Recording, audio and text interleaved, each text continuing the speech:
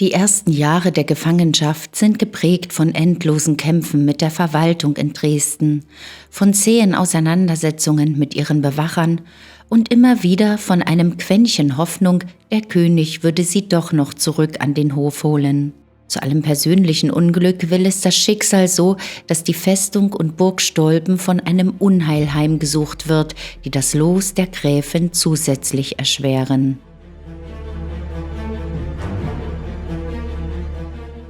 Hallo und herzlich willkommen zu meinem neuen Video. Schön, dass ihr wieder alle mit dabei seid. In diesem Video erfahrt ihr spannende Anekdoten über die Reichsgräfin von Cosel und wie ein schwerer Stadtbrand 1723 Teile der Festung zerstörte. Ein grässliches Unglück ereignet sich im Jahr 1723. Es ist Donnerstag, der 4. März. Im Haus des Kantors werden bei einbrechender Dunkelheit die lichtspendenden Kerzen angezündet. Eines der Kinder hantierte mit einem Leuchter, kommt in die Nähe des zum Spinnen vorbereiteten Flachses und plötzlich brennt es lichterloh. Ehe man sich versieht, steht das ganze Haus in Flammen. Hinreichend Wasser zum Löschen fehlt. Die meisten Leute sind vor Schreck wie gelähmt. Und binnen weniger Stunden brennt jedes Gebäude innerhalb der Stadtmauern. Furcht verbreitet sich, dass das auf der Burg befindliche Schießpulver explodieren könnte. Der Wind hat inzwischen die Flammen hoch auf den Burgberg getrieben und auch hier gibt es die ersten Brände. Constantia hat sich an diesem unfreundlichen Märztag zeitig zu Bett begeben. Durch die Brandglocken und lautes Rufen wird sie aufgeschreckt. Der Blick aus dem Fenster lässt sie erstarren. Zu ihren Füßen breitet sich ein Flammenmeer aus. Zum Glück scheint es auf dem Burghof einige energische Männer zu geben, die sich mühen, die Gefahr von den Gebäuden abzuwenden. Und doch wird durch diesen schweren Stadtbrand 1723 die Turmhaube des Schösserturms zerstört. Anstelle der kegelförmigen Haube entsteht 6 Jahre später die Welsche Haube. Am Sandsteintrog hat sich eine große Menschenkette gebildet, die mit Ledereimern Wasser aus dem großen Brunnen schöpfen und an den Brandherd befördert. Durch das zielstrebige Handeln der Männer kann der Schaden auf der Burg in Grenzen gehalten werden. Unten im Ort ist die Katastrophe perfekt. Wenn auch das Zeughaus durch den Brand keinen nennenswerten Schaden nahm, so ist unterdessen der bauliche Zustand besorgniserregend geworden. Im Mai 1731 entschließt sich Constantia, an August Christoph Graf von Wackerbarth, dem für die königlichen Festungen zuständigen Gouverneur, zu schreiben. Das Haus habe im Fundament große Risse bekommen, wodurch der Fußboden an etlichen Stellen um 1/4 gesunken ist, und auch durch Alterung sind die Bretter so auseinandergegangen, dass man die Hände hineinlegen könnte.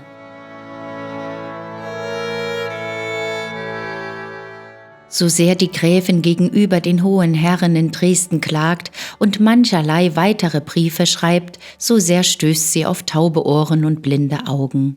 Notreparaturen werden mitunter ausgeführt, dennoch knisterte es Jahr aus, Jahr ein weiterhin verdächtig im Gebälk.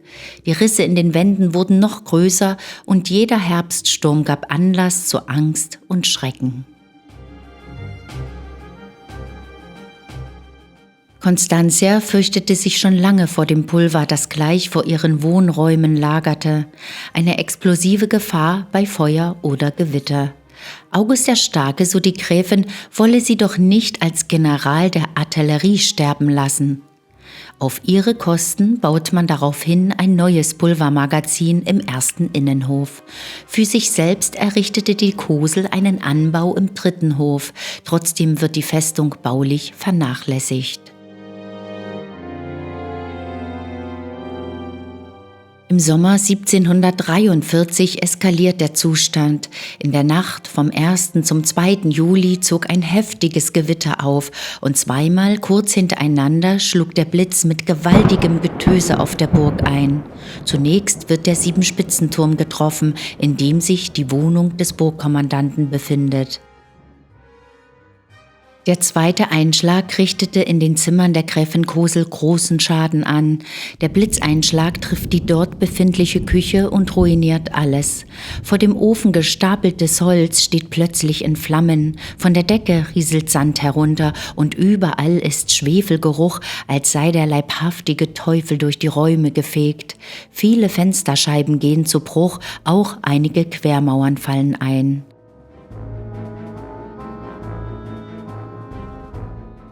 Nachdem Monate später plötzlich ein eiserner Ofen einstürzt und die Gräfin Kosel mit seinen Trümmern verletzt, ist klar, dass eine Umquartierung notwendig ist. Als neues Domizil war schon zuvor ein Turm ins Auge gefasst worden, der auf dem 3. Burghof erbaut worden war. Der Bauherr, Bischof Johann VI., hatte ihn zu Ehren seines Namenspatrons aufrichten und als Johannisturm bezeichnen lassen.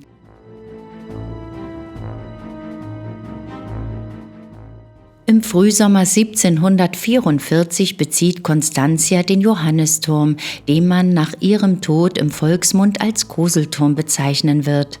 Von den 97 Stufen tragen manche geheimnisvolle Zeichen, die die schlichten Gemüter der Dienstboten erschreckten. Constantia muss ihnen erklären, dass es sich um Merkmale der Steinmetzen handelt, die hier einstmals ihre Arbeit leisteten. Der separate Wendeltreppenturm bietet einen Vorteil, der für ein einigermaßen erträgliches Wohnen unerlässlich ist. Zwischen dem Haupt- und dem Treppenturm ist ein Schacht entstanden, der als Kamin genutzt werden kann. So konnte man jedes der Zimmer durch einen eingezogenen Rauchabzug mit einem Ofen ausstatten.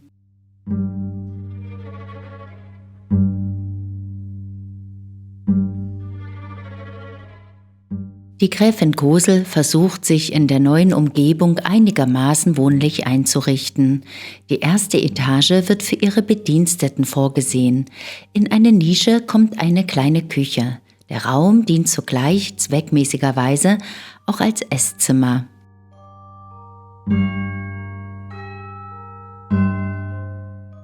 So richtete man im untersten Turmzimmer eine Küche mit der üblichen offenen Herdstelle ein. Der sandsteinerne Ausguss am westlichen Fenster bot die Möglichkeit einer Entsorgung, ohne dass das Fenster geöffnet werden musste. Einem Problem wirkte man entgegen. Unrat und Reste aus der Küche traten sich auf dem Fußboden fest. So wurde gewaschener und gesiebter Sand ausgestreut, den man von Zeit zu Zeit auswechselte. Mit fortschreitendem Alter wird jeder neue heraufziehende Winter als Last empfunden. Die Heizkraft der aus festem und hartem Holz gebrannten Kohlen ist nicht allzu groß, so dass die Küchenmagd unentwegt mit dem als Kohlenhose bezeichneten Behältnis das Brennmaterial über die vielen Stufen schleppen musste. Denn zuweilen reichte der Ofen nicht aus, die erforderliche Wärme zu spenden. Dann wurde ein Kohlentopf angezündet, ein mit einem durchlöcherten Deckel versehenes Gefäß, über dem sich die Gräfin die klammen Hände über den glühenden Kohlen reibte. Der Fußboden in der zweiten Etage besteht aus Eichenholzparkett, der in der dritten ist mit Fichtenholz gedielt. Ihre eigentliche Wohnung hat Constantia in der zweiten Etage. Darüber befindet sich der Schlafraum, in dem zugleich die Bücher platziert sind, die von der Gräfin Zeit ihres Lebens geschätzt werden.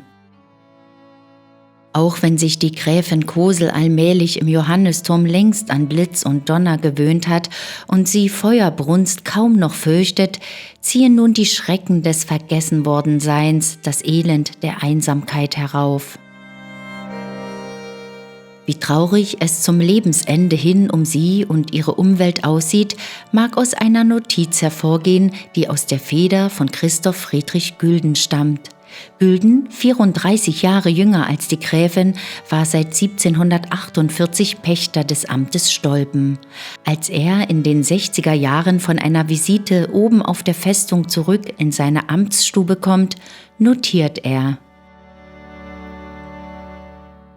In dem kleinen Wohnzimmer waren keine Tapeten, 2 alte, sehr schadhafte Stühle, ebenso viele kleine hölzerne Tische, ein großes hölzernes Bett ohne Vorhänge und der Gräfin eigener Stuhl, worauf sie zwischen 2 hölzernen Seitenlehnen ohne Rückenstück auf 2 alten, übereinander liegenden Federkissen, den Rücken allzeit dem Ofen zukehrend gesessen. Durch den vielen Rauch und den Dampf einer mitten im Zimmer an der Decke herabhängenden Lampe, welche von Abend bis zum hellen Morgen brennen musste, war alles ganz schwarz geworden, dass man die Zeiger einer an der Wand hängenden Schlaguhr nicht erkennen konnte. Von der 3. Etage, dem Schlafzimmer, ist ein kleiner Verschlag abgetrennt, der zu einem aus dem Turm herausragenden Erker führt. Zur Winterszeit ist der Abort-Erker in luftiger Höhe beim besten Willen nicht direkt zu benutzen. Üblicherweise bedient sich Constantia eines aus Zinn gegossenen, mit Deckel versehenen Kammerbeckens, das unter dem Bett aufbewahrt wird.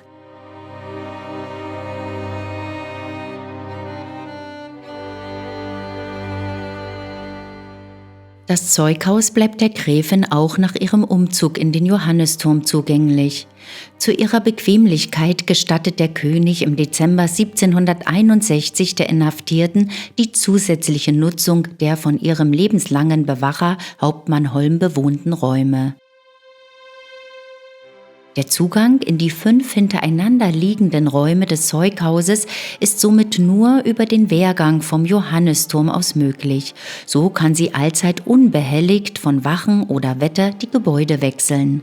Im Gang selbst befinden sich verschlossene Wandschränke, angefüllt mit Töpferzeug, Tee- und Kaffeekannen aus Messing und Blech, Leuchter, Bier- und Weingläser. Die Protokollanten finden die Fußböden und Tische mit einer so großen Menge Hausrat aller Art bedeckt, dass die Einwohner von ganz Stolpen reichlich damit versehen werden könnten. Es ist kaum möglich, den Fuß auf den Boden zu setzen. 6 Kisten und Koffer sind mit zum Teil gut erhaltenen Kleidern angefüllt. Auch finden sich verschiedene Stoffe: roter und grüner Damast, weißer bestickter Atlas und feinstes Wollgewebe. In den Schränken stehen eingemachte und verdorbene Konfitüren, massenhaft verschimmelte Zitronen, getrocknetes Obst und Kräuter, große Flaschen voll Lein und Rübsamöl, Wurzeln und dergleichen verbreiten einen unerträglichen Modergeruch.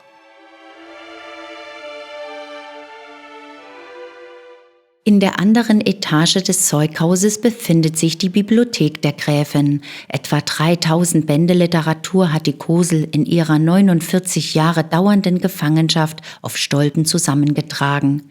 Es sind zumeist Schriften über Philosophie, Physik, Chemie, Theologie und Geschichte in deutscher und französischer Sprache.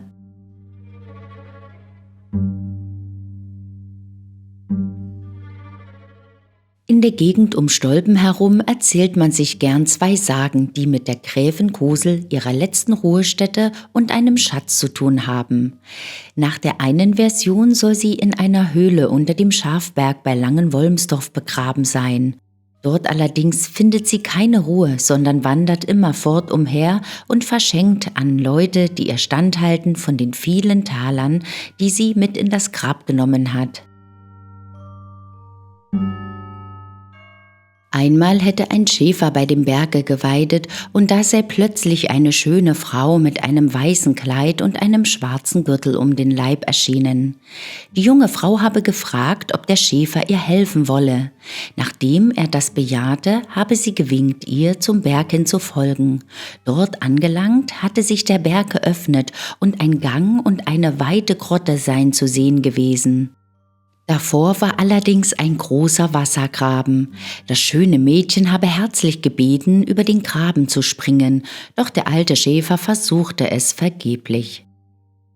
Nun hätte sich jenseits des Grabens ein Tor geöffnet und den Blick in einen weiten Saal aufgetan, in dem Männer mit langen weißen Bärten versammelt waren. Einer aus ihrer Mitte habe dann gerufen, alles sei vergebens, nun müsse man noch 100 Jahre warten. Daraufhin wäre alles plötzlich verschwunden und der verwirrte Schäfer sei erst nach Mitternacht wieder zu Hause angekommen. In der anderen Sage wird behauptet, an der alten Stadtmauer in Stolpen sei ein Schatz vergraben, und zwar zwischen zwei genau bezeichneten Häusern. Wenn nicht so ein neumodischer Besserwisser sei, der sehe in der Stunde nach Mitternacht eine weiße Flamme in dem Garten stehen, freilich nur, wenn er an einem Sonntag geboren und an einem Palmsonntag getauft ist. Solche Leute, die am Palmsonntag während des Mittagsläutens geboren sind, hätten auch um die Flamme eine weiße Gestalt mit einer Kerze in der Hand schreiten sehen. Das sei wohl die Gräfin Kosel, die ihre in ein sicheres Versteck gebrachten Schätze sucht. Soweit die zwei Sagen, die vermuten lassen, zum Lebensende hin habe die schöne Gräfin ihre Schätze begraben und sich selbst an einem geheimnisvollen Ort bestatten lassen, von wo aus sie jederzeit über ihren Reichtum wachen kann. Richtig ist, dass es lange Zeit ungewiss schien, wo genau Constantia ihre letzte Ruhestätte fand. Am vorletzten Märztag des Jahres 1760 besiegelte die Gräfin Kosel ihren letzten Willen, indem sie über Einzelheiten ihrer Bestattung bestimmte und die Verteilung ihres Vermögens entschied. Von ihren beiden noch lebenden Kindern sollte ihr Sohn Friedrich August den Hauptanteil erhalten. Der Tochter Friederike Alexandra war eine Zuwendung von 1000 Talern zugedacht. Fast auf den Tag, genau 5 Jahre später, am 31. März 1765, verstirbt Anna Constantia Reichsgräfin von Kosel. Zuvor hatte sie ausdrücklich verlangt, auf dem Schafberg bei Langenwolmsdorf beerdigt zu werden. Dieser Wunsch wurde anscheinend nicht erfüllt, wohl aber die Festlegung zur Art und Weise des Begräbnisses.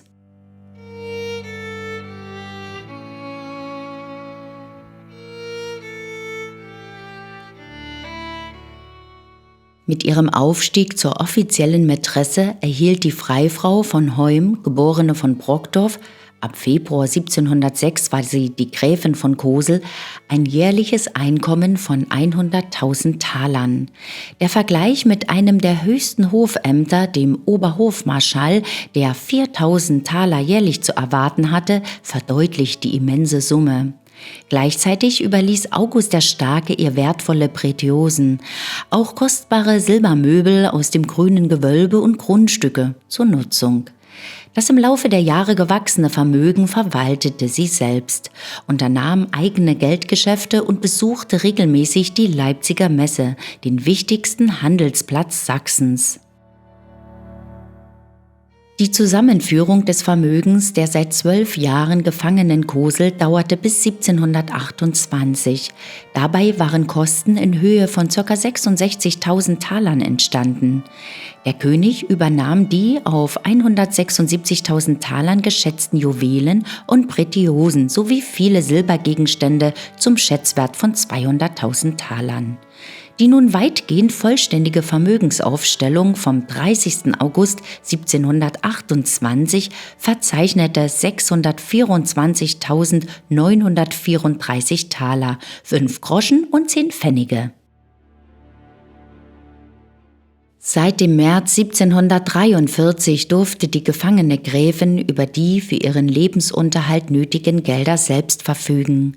Gleichzeitig verstärkte August III. Seinen Einfluss auf die Verwaltung ihres Vermögens und befahl, es bei der Obersteuereinnahme zinsbar anzulegen.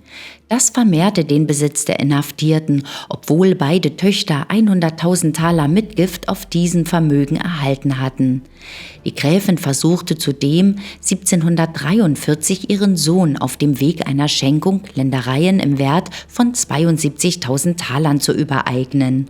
Zur Bestätigung bat die Gräfin Kosel am 18. Februar den Stolpener Bürgermeister und den Stadtschreiber zu sich.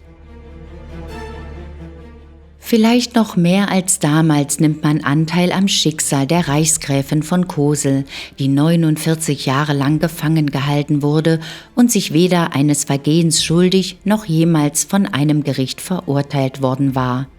Als selbstbewusste Persönlichkeit mit dem Versprechen August des Starken in der Tasche, sie zum gegebenen Zeitpunkt als seine rechtmäßige Gemahlin anzuerkennen, äußerte sie ihre Meinung zu politischen Vorgängen und versuchte, Entscheidungen zu beeinflussen.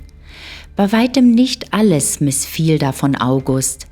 Einflussreiche Minister sorgten dann dafür, dass sich die Auffassungen des Monarchen änderten.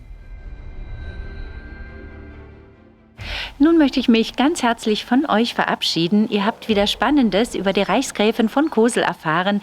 Hat euch dieses Video gefallen, dann würde ich mich wieder sehr über einen Daumen hoch freuen. Und wollt ihr nie wieder ein wunderschönes Schlösser- und Burgenvideo verpassen? Dann abonniert am besten gleich den Kanal. Ich sag dann schon einmal Tschüss und auf Wiedersehen. Bis zum nächsten Mal. Tschüss!